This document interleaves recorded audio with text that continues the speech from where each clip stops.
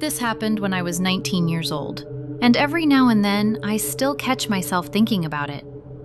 Nothing physically happened to me that day, but sometimes I wonder how different my life could have been if I had made one bad decision. It was during the summer while I was living in the city where I went to university. The weather was unusually nice that day, so instead of staying inside my apartment, I decided to spend the afternoon at a nearby park. I drove over there, parked my car, and before going into the park, I stopped at a small coffee shop across the street to grab an iced coffee. It was one of those really hot days where a cold drink sounded perfect. After getting my coffee, I walked back into the park and found a comfortable spot on the grass. It was a large public park that was usually pretty busy. Families were out with their kids, people were walking their dogs, others were jogging, and some were just relaxing like I was. There were people everywhere, so I never felt like I was in any danger. I spent a while just sitting there, drinking my coffee, watching people walk by, and scrolling through my phone. At some point, I got completely distracted by my phone, but for some reason, something made me look up and over to my right. I still can't explain why. There wasn't any loud noise or anything unusual that caught my attention. I just looked up, and that's when I noticed a group of 4 guys standing together, talking in a language I didn't recognize. I have no idea what language it was, but they were having their own conversation and didn't seem to be paying attention to anyone else. I looked at them for maybe a second or two before going right back to my phone. The park was crowded, so seeing a group of friends hanging out wasn't strange at all. A couple of minutes later, I noticed movement in front of me. The same 4 guys were walking across the park. I assumed they were simply passing by on their way somewhere else. Instead, 3 of them continued walking toward the parking lot, while one of them suddenly separated from the group, walked over, and sat down right beside me. I remember noticing that his friends didn't leave. They were all standing near the same car in the parking lot. At the time, I figured they were probably just waiting for him to finish talking before they all left together. Looking back now, that detail sticks with me more than anything. When I was 19, I had absolutely terrible survival instincts. If someone started talking to me, I felt like I had to be polite, even if every alarm bell in my head was telling me something felt off. The guy smiled at me and immediately told me I was pretty. Then he asked what I was doing alone at the park. I awkwardly laughed, thanked him for the compliment, and told him I was just enjoying the nice weather because it had been so hot outside. Somewhere during those first few minutes, I also told him I was waiting for a friend. That wasn't true. I wasn't meeting anyone, but for some reason, I felt like I shouldn't tell him I was there by myself. I hoped that would be enough to end the conversation, but it wasn't. Instead, he kept talking. He told me he was from California and was thinking about moving to my state because California had become too expensive. Then he started talking about rent prices, apartments, and how expensive everything seemed where I lived too. I agreed with him because, honestly, rent was ridiculously expensive, especially for someone in college. Then he asked me where I lived. That question immediately caught me off guard. Instead of giving him an exact answer, I kept it as vague as possible and simply told him I lived somewhere near the university. The conversation continued, but something about it felt strange. Every couple of minutes, he'd randomly interrupt whatever we were talking about just to compliment me. We'd be talking about apartments, then he'd suddenly tell me I had really pretty eyes. I'd awkwardly thank him, and he'd go right back to talking about rent as if nothing had happened. The whole conversation felt forced, and by this point, I just wanted it to end. Then he asked if I needed another roommate. I immediately told him no and explained that I already had roommates and wasn't looking for anyone else. After that, he asked if I knew of any good places nearby where he could rent an apartment. I told him I honestly didn't know and wasn't the right person to ask. By now, I was giving him really short answers, hoping he'd finally get the hint and leave me alone. Instead, the conversation suddenly changed. He looked at me and asked if I wanted to go for a drive with him. I immediately told him no and reminded him that I was waiting for my friend. He smiled and said it would only take a few minutes because one of his friends owned a weed shop nearby, and they were just going there really quickly. I told him no again, toward the parking lot, and his 3 friends were still standing by the exact same car, waiting. That's when I knew there was absolutely no chance I was getting anywhere near that vehicle.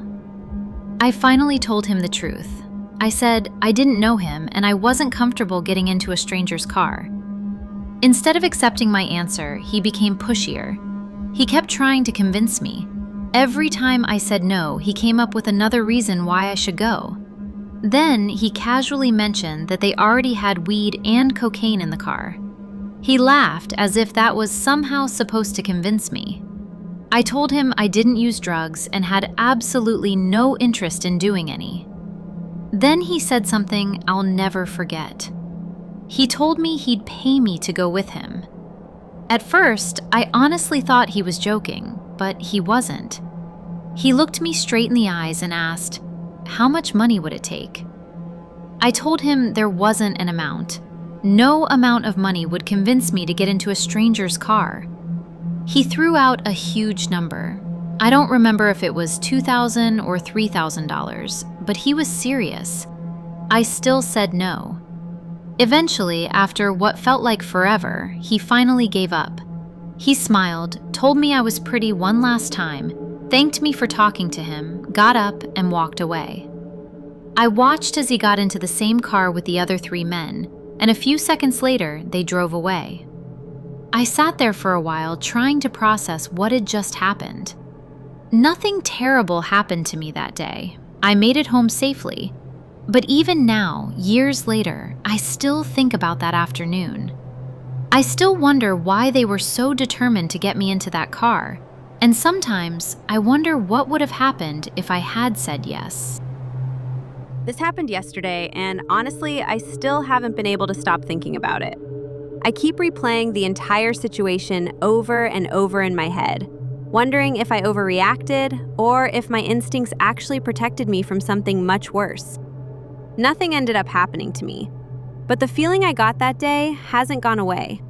My friends and I had decided to spend the afternoon at a local park that was surrounded by nature. It wasn't the kind of park with playgrounds or sports fields. It had a large lake, a few wooden benches, walking trails, and trees everywhere. It was usually pretty peaceful, which was exactly why we liked going there. The weather was perfect that day. The sun was out, there was a light breeze, and everything felt completely normal. We were walking toward one of the benches near the lake when I noticed a man standing by the water. At first, I didn't think much of him. He had a backpack sitting on the ground beside him and seemed to be going through his belongings as if he was looking for something. I remember thinking he looked a little sketchy, but I brushed it off. As a girl, I'm always a little more aware of people around me. So I noticed him, but I didn't have any reason to think something was actually wrong. My friends and I kept walking until we reached the bench, and that's when I realized the man had stopped what he was doing. I looked over again and noticed he was staring in our direction. More specifically, it felt like he was staring at me. I tried convincing myself that I was imagining it, because there were several of us standing there. Maybe he wasn't looking at me at all. Maybe he was just walking the same way we were. But then he started walking. Slowly, he began making his way directly toward us. I immediately felt my stomach drop. I kept telling myself there had to be a normal explanation, because people walk through parks all the time. But something about the way he was moving made me incredibly uncomfortable. As he got closer, I noticed he was wearing a hoodie. Then, without saying a word, he pulled the hood over his head. A second later, he pulled a mask over his face.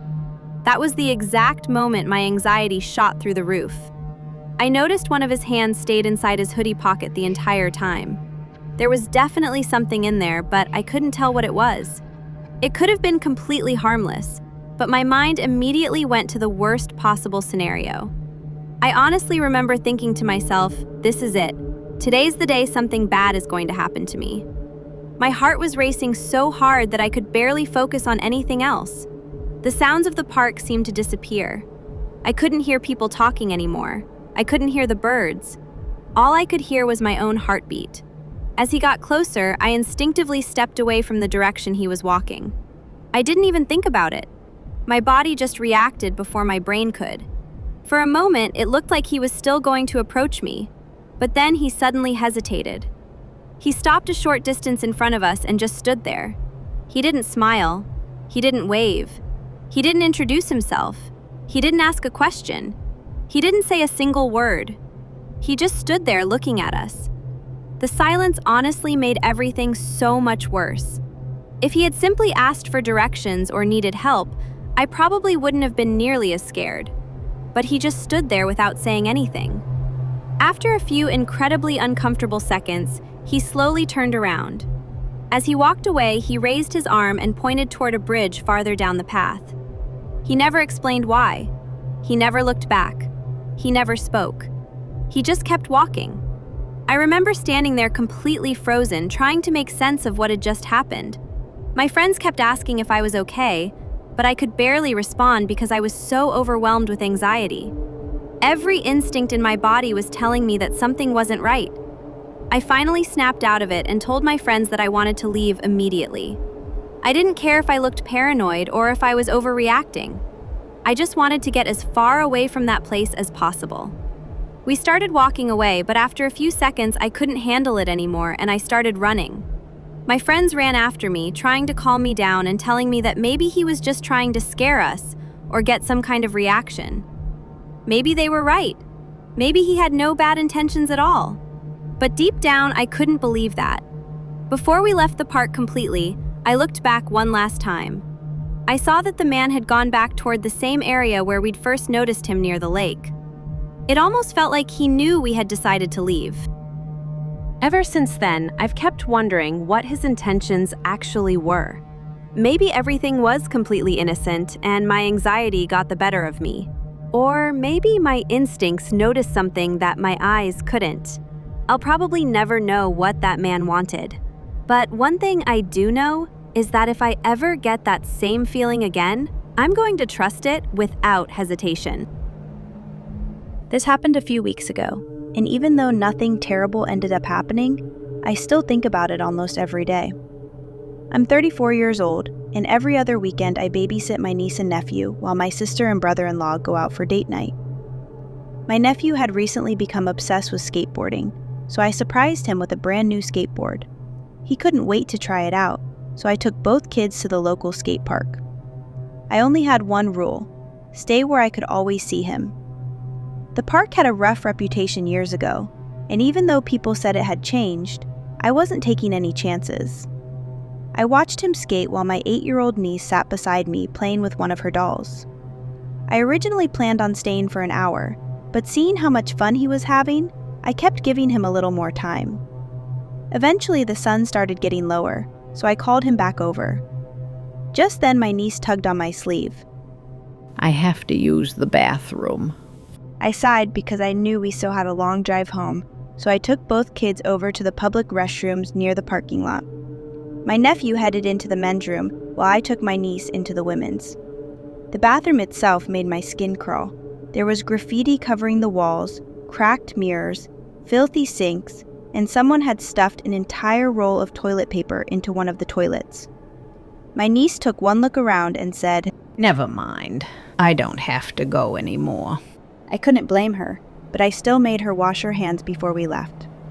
The moment we stepped back outside, I looked around for my nephew and immediately felt my stomach drop.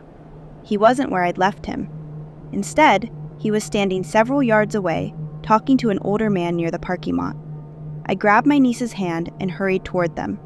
Before I reached them, I clearly heard the man speaking. Yeah, I remember your dad. We went to school together. My nephew nodded politely, and then the man smiled. Why don't you give me your phone number? Maybe we can all catch up sometime. Every alarm bell in my head went off.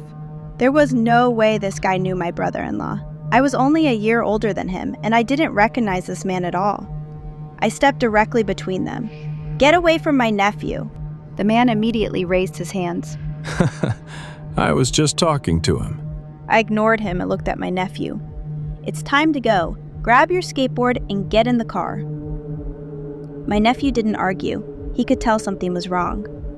As he walked away with my niece, the man looked at me and shrugged. I wasn't doing anything wrong. I stared right back at him. Go anywhere near either of these kids again, and you'll regret it. Instead of leaving, he smiled at me.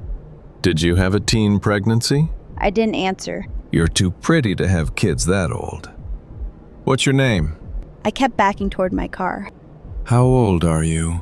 None of what he was saying made any sense anymore. It felt like the second he realized he couldn't manipulate my nephew, he immediately turned his attention toward me. I got both kids safely inside the car, locked the doors, and left the engine running while I watched him from a distance. I wanted to see what vehicle he got into so I could report the license plate, but after a couple of minutes, I decided the only thing that mattered was getting the kids away from him. Later that evening, I told my sister and brother-in-law everything that had happened, and they filed a police report. I've spent years in both the military and law enforcement, and one thing those experiences have taught me is to trust my instincts. Maybe that man had innocent intentions. Maybe he didn't. I'll never know. But I do know that no normal adult asks an 11-year-old stranger for their phone number while pretending to know their family. We all made it home safely that night, and that's what matters. But if I ever get that same feeling again, I'll trust it without hesitation.